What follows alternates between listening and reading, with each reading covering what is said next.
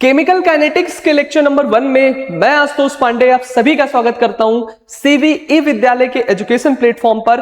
और आज हम पढ़ने जा रहे हैं केमिकल काइनेटिक्स का लेक्चर नंबर 1। केमिकल काइनेटिक्स के लेक्चर नंबर 1 में हम बहुत सारे इंपॉर्टेंट टॉपिक्स को कवर करेंगे। इससे पहले मैं बता दूं कि ये जो केमिस्ट्री की सीरीज चल रही है इसमें बहुत ही ज्यादा मुझे प्यार और सम्मान मिल रहा है, क्योंकि इस सीरीज के अंदर हम हर एक वीडियो में हम सारे कंसेप्ट एकदम बेसिक से उठाते हैं, एडवांस लेवल पे ले जाते हैं।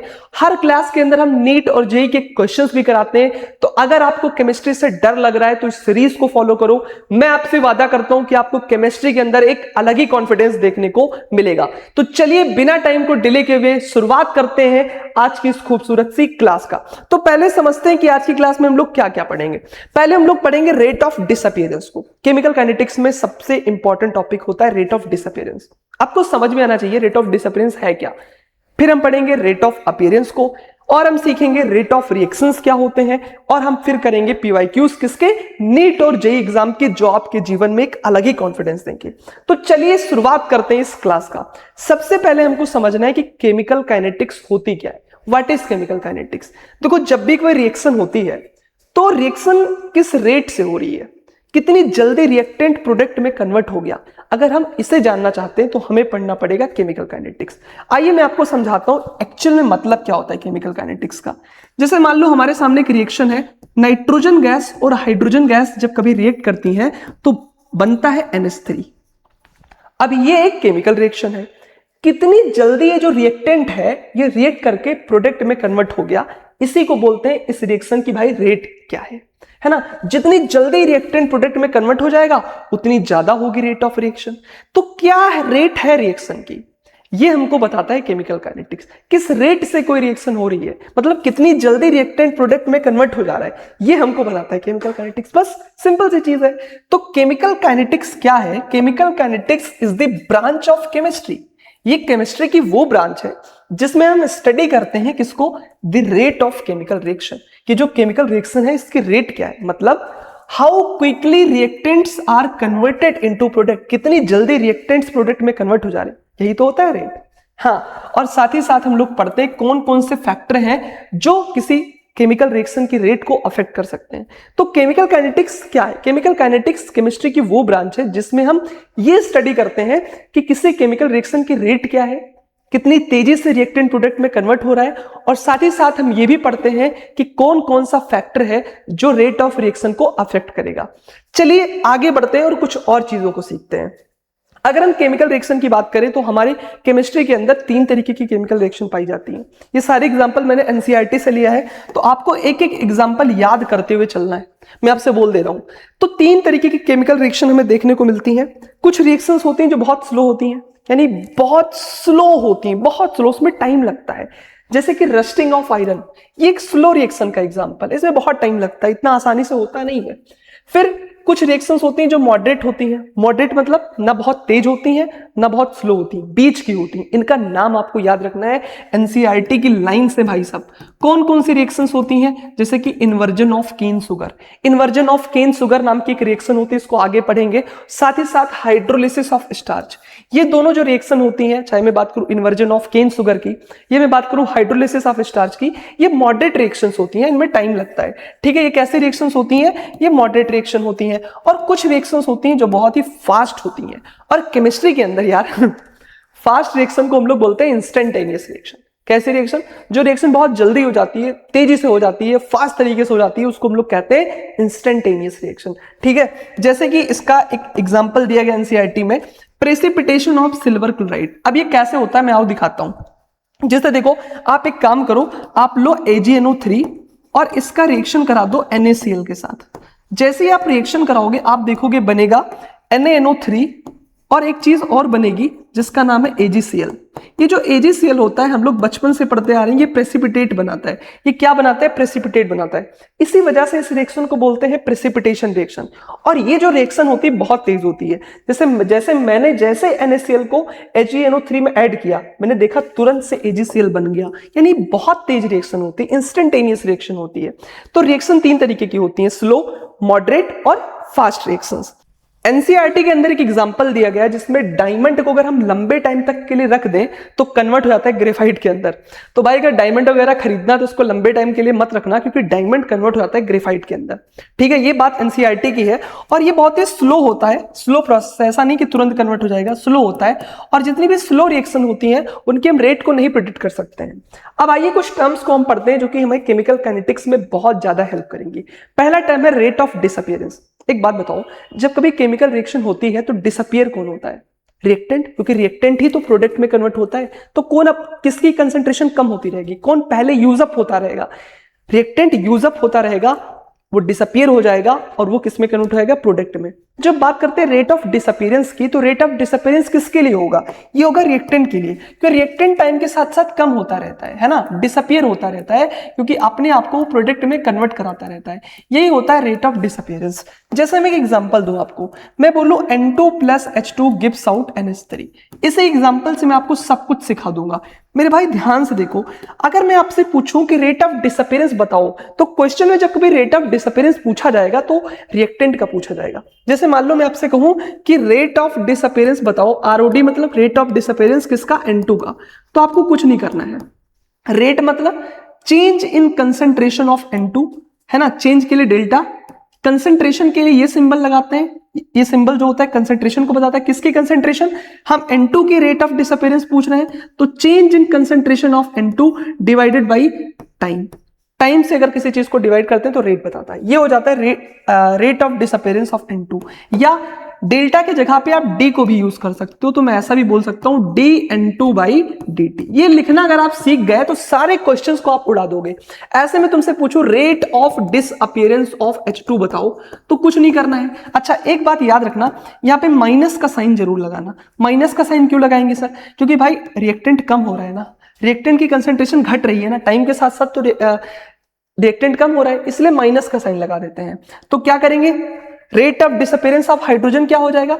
H2 का क्या रेट ऑफ डिसअपीयरेंस होगा? मैं कहूंगा ऐसे लिखो डेल्टा, माइनस का साइन लगाओ और यहां पे क्या लिखो? H2 और नीचे क्या लिख दो? dt। ये हो जाएगा rate of disappearance of hydrogen. या आप चाहो यहां पे डेल्टा टी कर सकते हो, या आप चाहो तो क्या लिख सकते हो? dH2/dt, ऐसे भी कर सकते हो। बस माइनस का साइन जरूर लगा देना है, माइनस का साइन जरूर लगा देना है। माइनस का साइन हमको बता रहा है कि कंसंट्रेशन कम हो रही है रिएक्टेंट की। ऐसे लिखते हैं रेट ऑफ डिसअपीयरेंस को, है ना, माइनस डेल्टा H2/डेल्टा टी या माइनस dH2/dt। सेम ऐसे तरीके से होता है रेट ऑफ अपीयरेंस, लेकिन ये किसके लिए होता है? ये होता है प्रोडक्ट्स के लिए। ये किसके लिए होता है बेटा? ये होता है प्रोडक्ट्स के लिए, कि कितनी जल्दी प्रोडक्ट अपीयर हो रहा है। प्रोडक्ट बनता है ना, तो रेट ऑफ अपीयरेंस किसके लिए होगा? प्रोडक्ट के लिए। जैसे मैं आपसे बोलूं N2 + H2 gives out NH3, ऐसा लिखा हुआ है सर? हाँ लिखा हुआ है।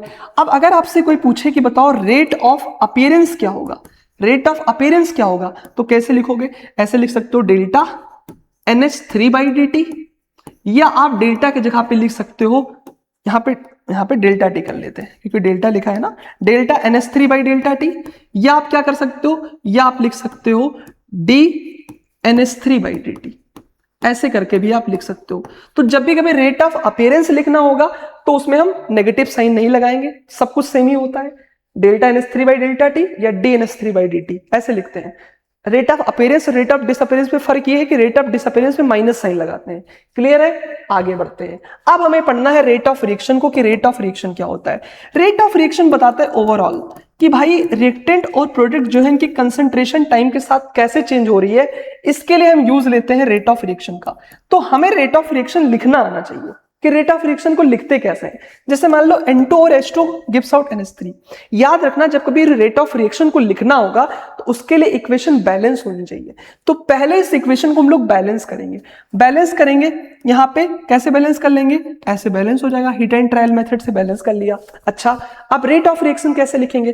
देखो, किसी एक को तुम पकड़ो, किसी एक को, चाहे प्रोडक्ट को पकड़ो चाहे रिएक्टेंट को पकड़ो, किसी एक को पकड़ो। जैसे मान लो मैंने इसको पकड़ लिया। अब रेट ऑफ रिएक्शन लिखनी है तो क्या करेंगे? हम लिखेंगे माइनस dN2/dt। अच्छा, पर याद रखना कि जब हम रेट ऑफ रिएक्शन लिखते हैं तो जो आगे लिखा होता है इसको हम लोग बोलते हैं स्टोइकियोमेट्रिक कोफिशिएंट। क्या बोलते हैं? Stoichiometric coefficient. इसको हम लोग डिवाइड कर देते हैं। डिवाइड करने का मतलब क्या हुआ सर? जैसे यहाँ पे D N two by D T divide by one लिख देंगे नीचे, क्योंकि इसका स्टोइकोमेट्रिक कोफिशिएंट कितना है 1। अच्छा, ऐसे हम रेट ऑफ रिएक्शन ऐसे भी लिख सकते हैं। कैसे? रेट ऑफ रिएक्शन इसको पकड़ो, किसी के भी हेल्प से लिख सकते हो। मान लो मैंने इसको पकड़ा, या एक काम करते हैं, रेट ऑफ रिएक्शन बराबर minus D N two by D T, ऐसे कर सकते हैं।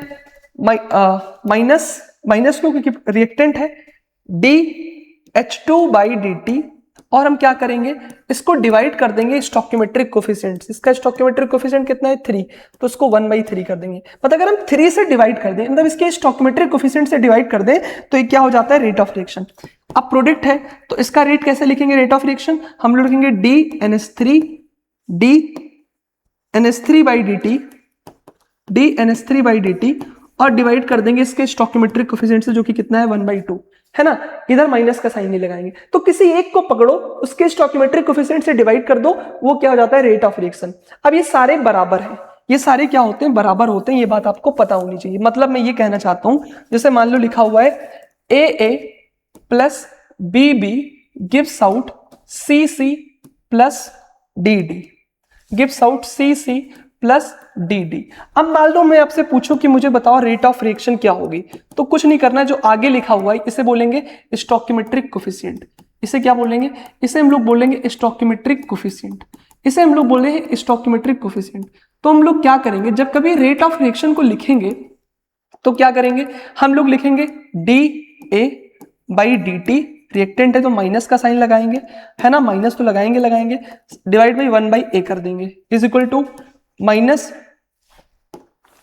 एक काम करेंगे, minus D B by D T 1/b कर देंगे, मानी जो स्टोइकोमेट्रिक कोफिशिएंट है उससे डिवाइड कर देंगे। ऐसे एक और तरीका है, क्या करेंगे, D C by D T, और इसके स्टोइकोमेट्रिक कोफिशिएंट से हम लोग डिवाइड कर देंगे। ऐसे ही इसको भी कर सकते हैं, डी बाई डी टी, और इसका स्टोइकोमेट्रिक कोफिशिएंट कितना है 1/d, से डिवाइड कर देंगे। ये होता है रेट ऑफ रिएक्शन लिखने का तरीका। ये आपको बेटर तब समझ में आएगा जब आप मेरे साथ अभी क्वेश्चंस करोगे। जैसे ये सवाल रहा, इस सवाल में पूछा गया बताओ करेक्ट ऑप्शन कौन सा है। तो सबसे पहले हमें क्या करना है, हमको ध्यान से देखना है। हमारे सामने रिएक्शन है N2 + 3H2 gives out 2NH3। हमें इसका रेट ऑफ रिएक्शन लिखना है। कैसे लिखेंगे, हम लोग कहेंगे dN2 divide by dt, stoichiometric coefficient से डिवाइड कर देंगे, रेट लिखना है तो कितना हो जाएगा 1/1 इज इक्वल टू, माइनस का साइन जरूर लगेगा, ठीक है, इज इक्वल टू क्या कर देंगे, हो जाएगा 1/3 माइनस DH2 बटा dt। और क्या कर सकते हैं, हमने कहा और भी कर सकते हैं, क्या कर सकते हैं बताते हैं भाई, इज इक्वल टू प्रोडक्ट का क्या हो जाएगा 1/2 NH3 बटा dt।